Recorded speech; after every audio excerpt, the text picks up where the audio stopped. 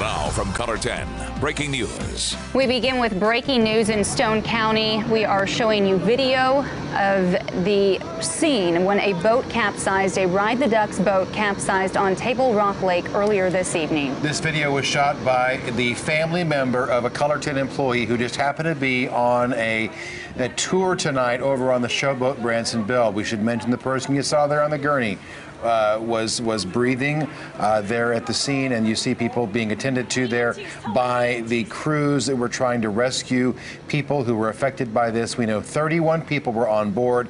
There are 8 people confirmed dead tonight. Good evening. We're glad to have you joining us, and thank you for staying with us as we try to get the details and make sense of this horrific tragedy that's unfolding on Table Rock Lake in the Ozarks tonight. Still very much unfolding at this 10 o'clock hour as well. Our Crystal Blair has been live on the scene this evening, and she joins us now with an update.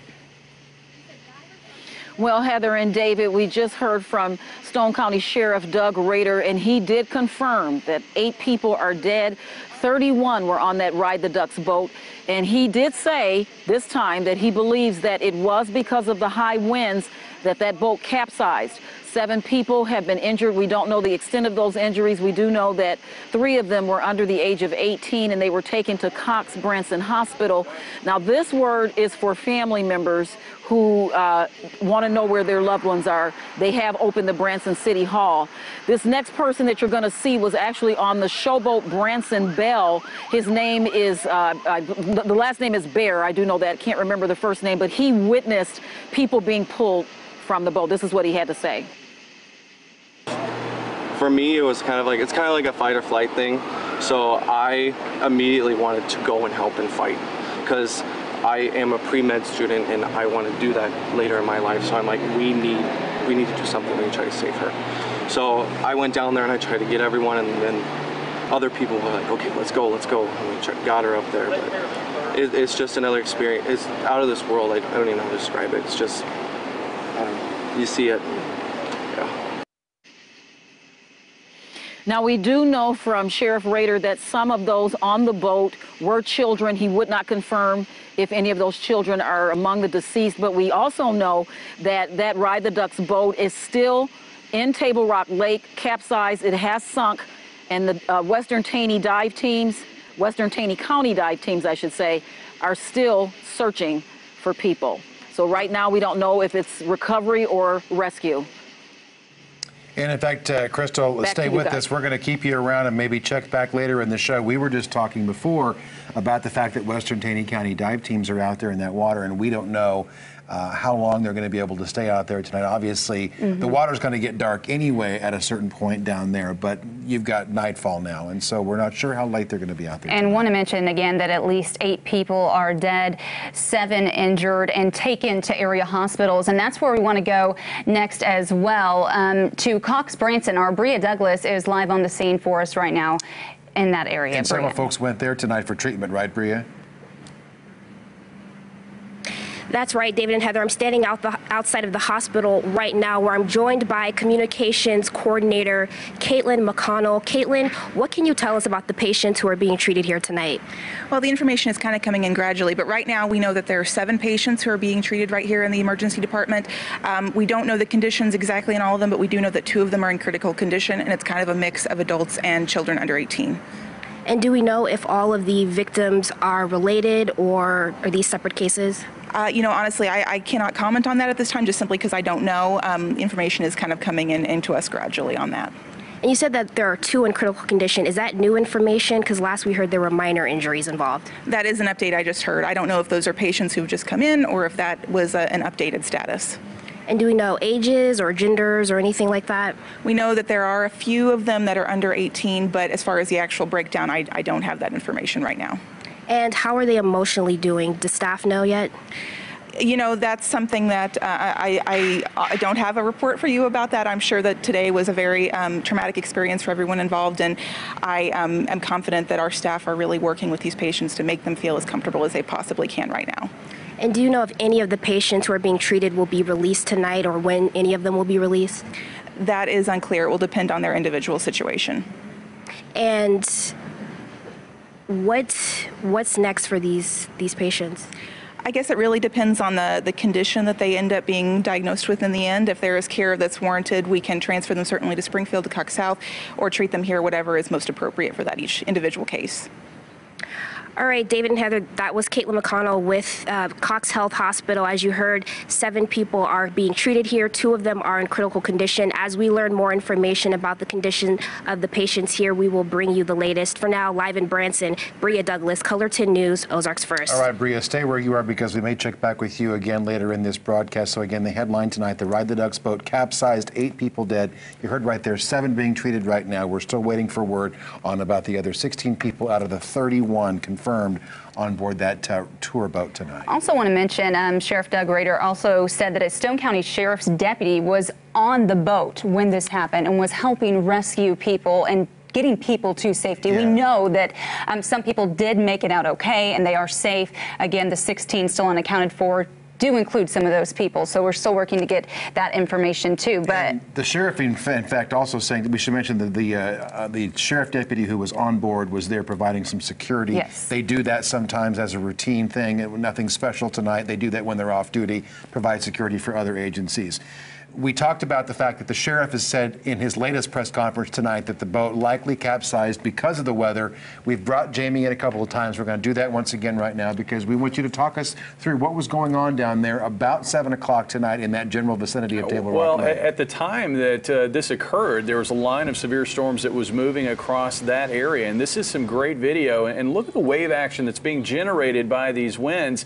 It may be tough to see how strong those winds were, but you can see some of the whitecaps generated by winds that were probably 55 to 65 miles per hour blowing across that area. We experienced this strong wind here in Springfield. Well, when it got down to the lake, it generated some very, very rough conditions on that water. And you can see as we pan over, I believe we're going to be able to see a boat there just rocking. And I believe probably what happened was as the winds generated those waves, this boat probably began to rock, and at some point it began to take on some water, and then once it began to get weighted down by not only the number of people on the boat, but also the water, that's probably when it began to sink. all right, That's Jamie, impressive. I mean, when you see that water moving like that, you know. puts it into perspective. Well, you go out on the Conditions are lake, strong. and you go out on the lake a lot of times. It's just smooth as glass, or not bad at all. I mean, if there's some wind, there's usually some light wave action. But I mean, that was pretty rough, especially that first piece of video that we showed you. I mean, you could actually see some of the very large waves that were generated by those strong winds. I want to get to some other video now too. Our one of the Color 10 employees had a relative on the Branson Belle showboat, which was not involved in this, Yeah. but it is the same dock. And this is video that she was able to get right after this happened. And you see people, as we mentioned, 16 unaccounted for. Here's some of the people who were able to make it to safety. Yeah, and we keep saying 16 unaccounted for, and you're seeing some people being treated right there. We don't know if the people you see there were among those taken to Cox Branson. If some of those people, as Crystal Blair mentioned earlier, she saw people leaving the scene going out to their cars as though they were rescued and they were okay to go about their business and go to their hotel or go home or whatever. So those are questions we're still trying to answer tonight, but we got that video there from the scene there shortly after this happened from the family member of a Color 10 employee who was there tonight. So we're going to keep moving along here and talk more about the fact that, this is developing. We're trying to get information. Things kind of spread like wildfire. At one point we've heard all kinds of different stories being spread on social media tonight about what happened down there, but we do know the boat capsized. 8 people are dead, 7 are at Cox Branson, and we're still waiting on word. And to find out how long the dive teams are going to be out there in that water as well tonight. That's right. And of course, this all is believed to have happened from the storms that moved through earlier this evening. And that was widespread across the Ozarks. We had storm damage across the Ozarks as well. I want to show you some video from that. Yeah. Scenes like this. Yeah, this is over at Lone Pine and Seminole, which, as you know, is kind of an area of town with some older homes and a lot of really mature trees over there. So you get those kind of winds coming through, and you're going to see trees toppled over, and you see power lines Those may even be cable lines there, but you've got, lines that are down there in that area over there near Lone Pine and Seminole. And also, Heather, you've got more video to share with us. Yeah, trees littered the Roundtree neighborhood. Heavy winds stronger than about 70 miles per hour from what we're understanding caused this. And again, this is near Walnut and Fremont in the downtown area, just splicing some of these trees. We also want to show you a picture of a building over near the Bruco downtown. The storms there blew the roof off there, folded it up, if you will. Another building being remodeled into some apartments is what you're seeing here. And this is over in the 500 block of West McDaniel. So, you're probably seeing it on your social media feeds where you are tonight. A lot of people are posting various trees down in their neighborhoods, power lines down. In fact, we've talked a little bit about some of the power outages. We'll have those numbers. Well, here we're going to share it with you right now. That's the CU map. And purple is 1 to 50 customers in an area, yellow's 50 to about 500, orange is 500 up to 1,000. So you see a lot of pockets there with a relatively minor number, low number of people affected, but still some high pockets there too. And as we bring you this weather coverage tonight, we actually received a lot of calls. Oh, and this is the co-op as well that we want to show you the power outages here. Yeah, and so you see Taney County is going to have a lot of power outages down there. Stone is going to have quite a few. Christian's got quite a few. Not as many co-op members in Greene County affected in terms of power loss right now.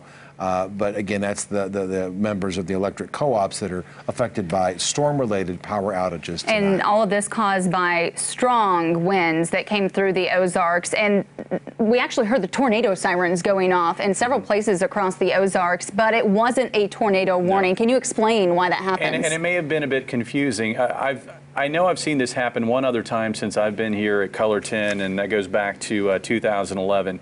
Anytime that we get really strong winds, something a little bit more extreme than the run-of-the-mill severe thunderstorm that comes through that generates, maybe a 60-mile-per-hour gust. Anytime we're expecting winds upwards of 75 miles per hour or greater, emergency management officials will go ahead and sound the sirens because there is a concern with winds of that intensity that you could get tornado-like damage, and it would be very dangerous for folks to be outside. We saw the photos of trees down, power lines down. That's just here in Springfield. There are other areas that saw that as well. And it's that concern of the danger of those winds, the excessive nature of those winds, that prompts them to go ahead and sound the sirens because even though those winds weren't caused by tornadoes, those winds still caused a lot of damage that could have posed an extreme amount of danger to lives across the Springfield area. And of course, we want to let you know that we have a photo gallery as well at ozarksfirst.com. Some of your pictures that you have been sending to us, thank you for that. Keep sending them. We will continue to update our web story as well. You can share your pics with us. Just email them or send them to our Color 10 Facebook page. And although we didn't get any tornadoes here in the Ozarks, north of us in Iowa, they did. Wow, several videos popping up online showing twisters near a town up there. Incredible video from our CBS affiliate around the Des Moines area showing twisters moving through a neighborhood there, and they're very well-defined tornadoes. You can see there on your screen doing a lot of damage up there that is reminiscent of some very serious storms we've seen here in the Ozarks. And there were multiple tornadoes as well. This one shows a tornado just ripping through homes, and you can see the debris just flying around in the air. A very scary situation for people living there. And finally, let's go ahead and take a look at some of the storm damage from these storms as well.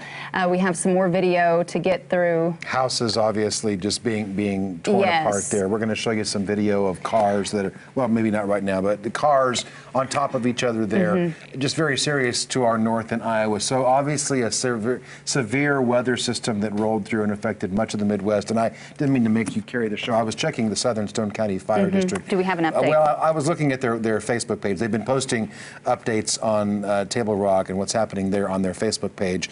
Nothing new on Table Rock, but they are working a structure fire. Boy, bless their hearts down there in Southern Stone County. They've got a structure fire right now, and so they're a busy night for Southern Stone County. And it has been a busy night for news and weather here in the Ozarks as well. So keep it here. We will have more with Jamie Warner and what we can expect throughout the evening hours with the weather. Keep it here.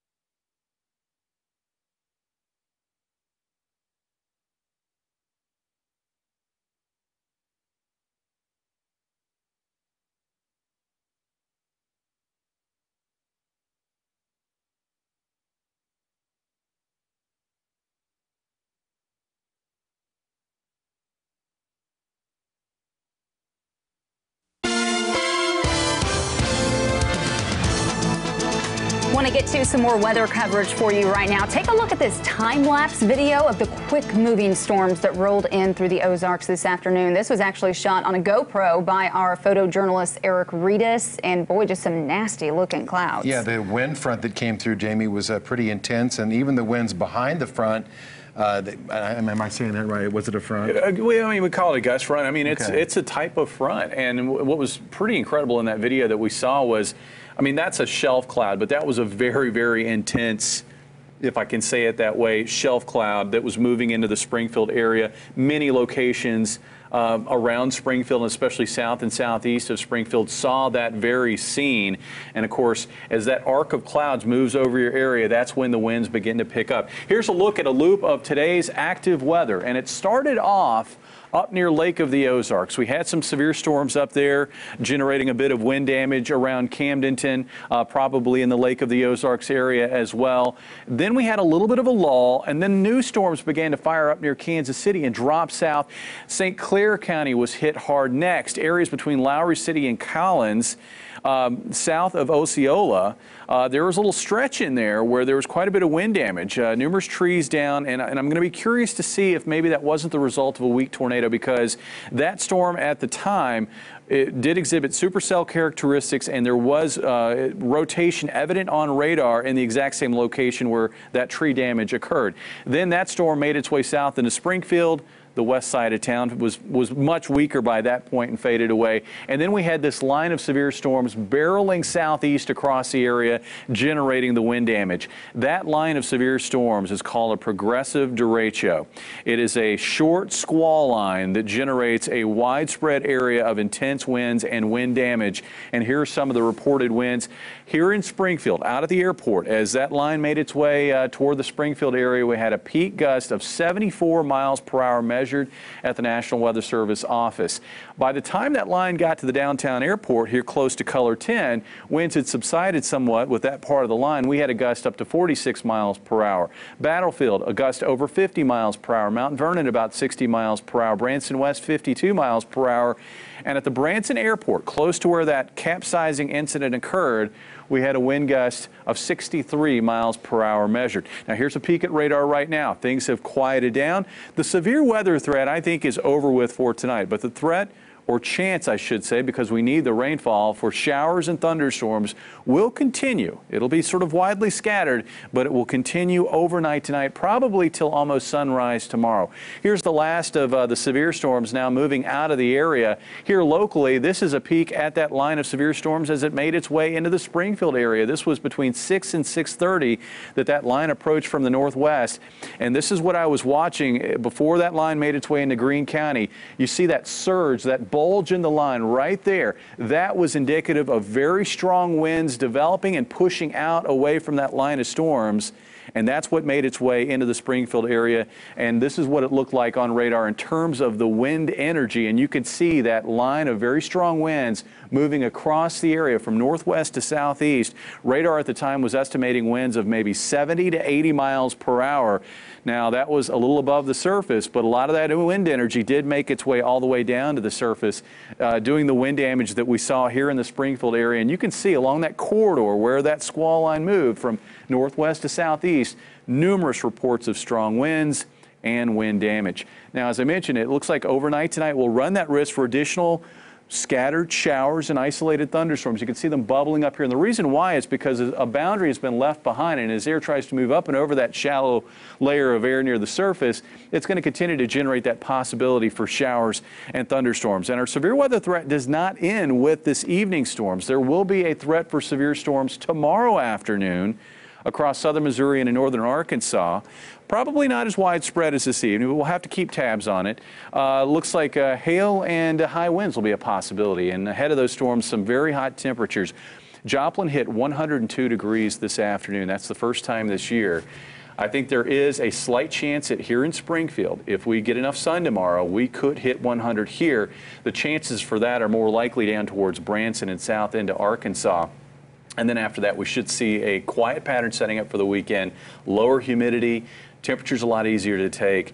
but it's going to be dry, and that's bad news. We need the rain. It looks like it's going to stay dry from this weekend deep into next week. And what's our Viewers Club number? That number tonight is 137-982. Our jackpot stands at $700. All right, Jamie, thanks. We're going to go back down live to Crystal Blair and Bria Douglas in Branson for an update on the Ride the Ducks capsized boat that has turned deadly tonight after this.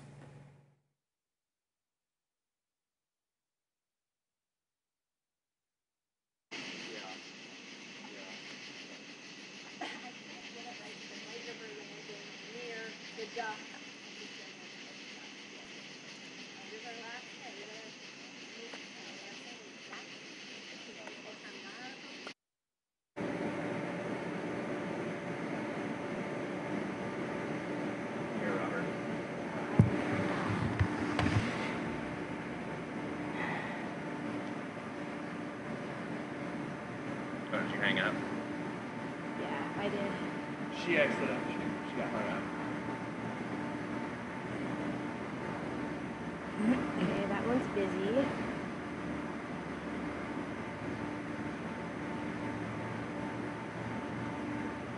Is it busy?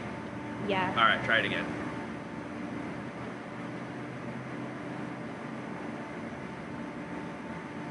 Okay, I'm on IFB3. It's ringing.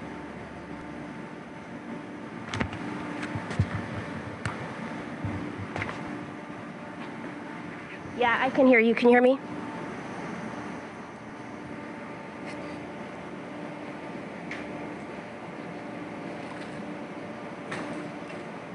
Okay.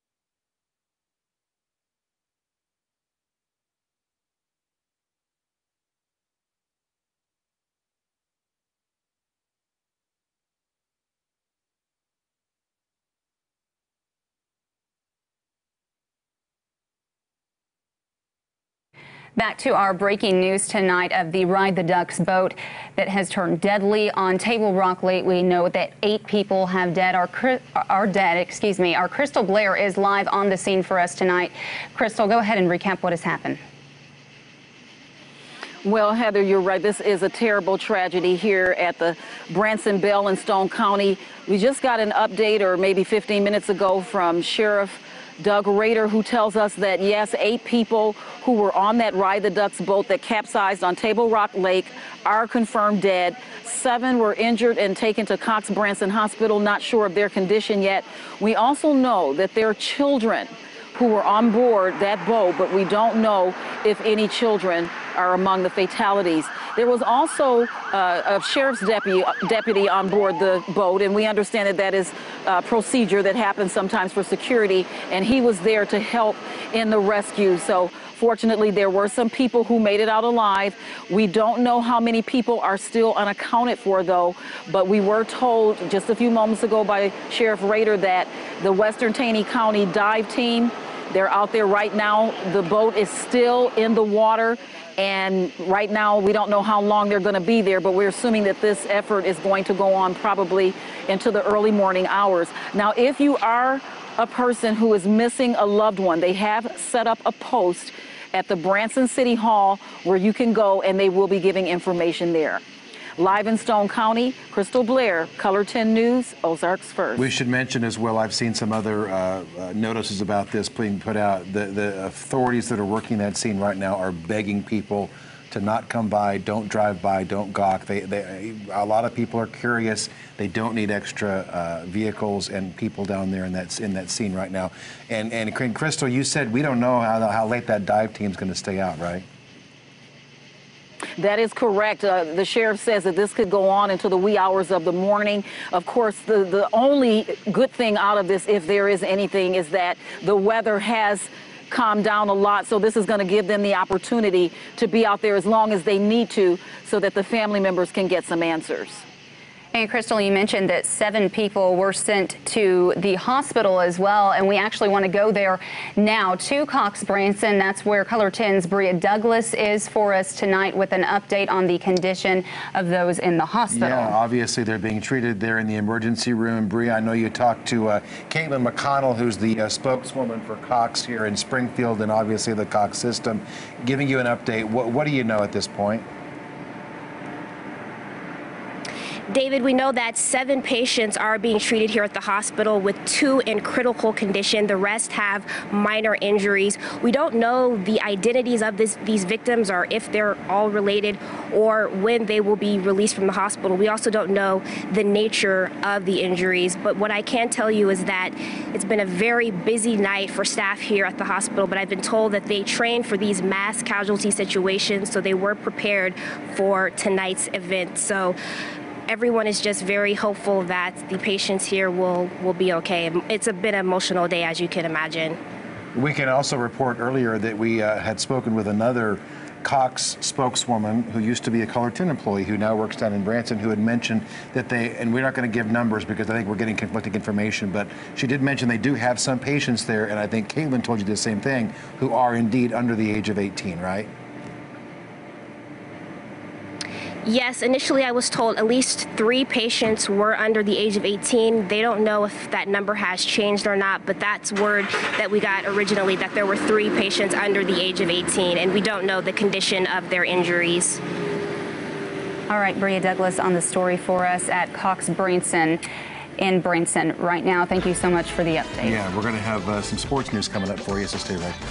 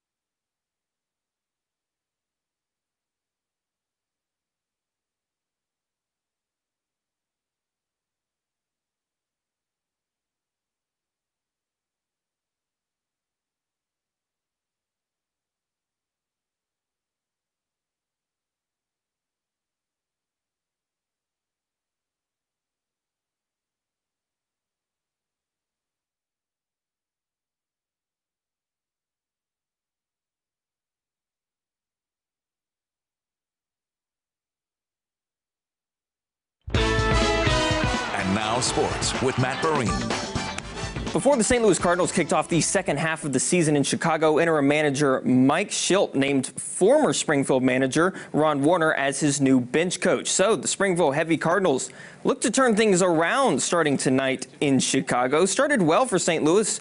Top second, already 1-0. Make it 2. Tommy Pham.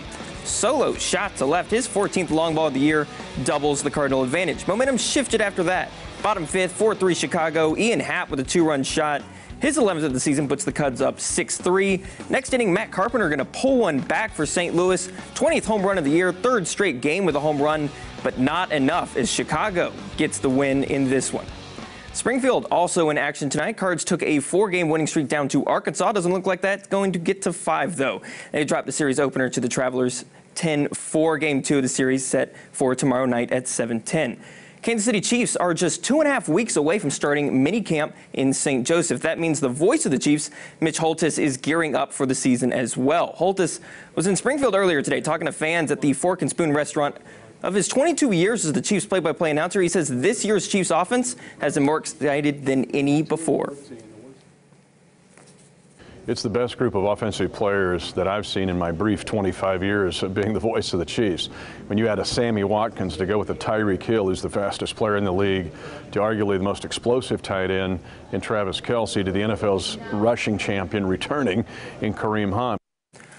World Team Tennis, Springfield Lasers stuck inside tonight against the New York Empire. 18-year-old Miomir Kekmanovic using a nice drop shot here, then sends a cross-court winner into the corner. He takes his single set 5-4. Women's doubles, Vanya King serving it up. Abigail Spears right there for the volley. They drop the set 5-4. And in men's doubles, Lasers in the far court, Daniel Nestor going to come through with a beautiful lob shot into the back corner. Lasers winning a super tiebreaker, 23-22. So a 2-0 home start for the Lasers. Okay, Matt, thanks. And we will be right back with brand new video from the Ride the Ducks incident that happened on Table Rock Lake after this.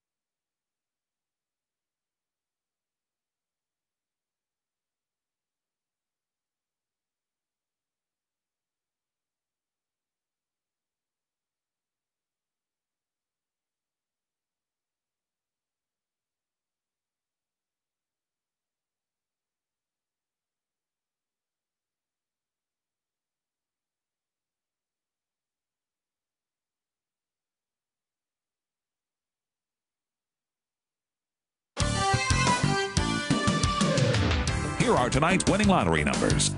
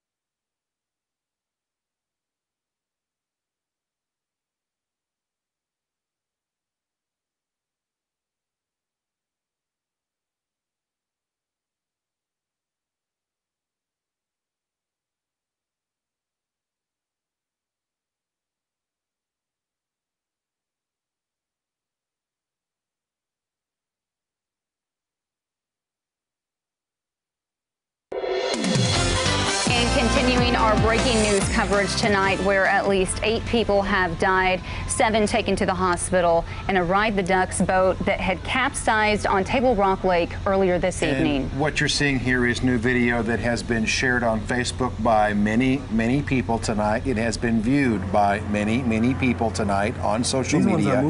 This is purported to be the Ride the Ducks boat. As you can see, it's on Table Rock Lake tonight. It was taking on water. It was having a tough time in the high waves and the rough winds that came through with the storm at about 7 o'clock tonight. Again, that purported to be the boat that was involved in the capsizing event there that has led to at least 8 fatalities. It has sent 7 people to the hospital. There are 16 who we can say are unaccounted for because we haven't been given official word at this point as to where those folks are, what their condition is. We know Crystal Blair on the scene said she saw some people who were involved in this capsizing of the boat who did receive treatment on the scene and walked away. Those people would be in that number of 16 that I keep going back to.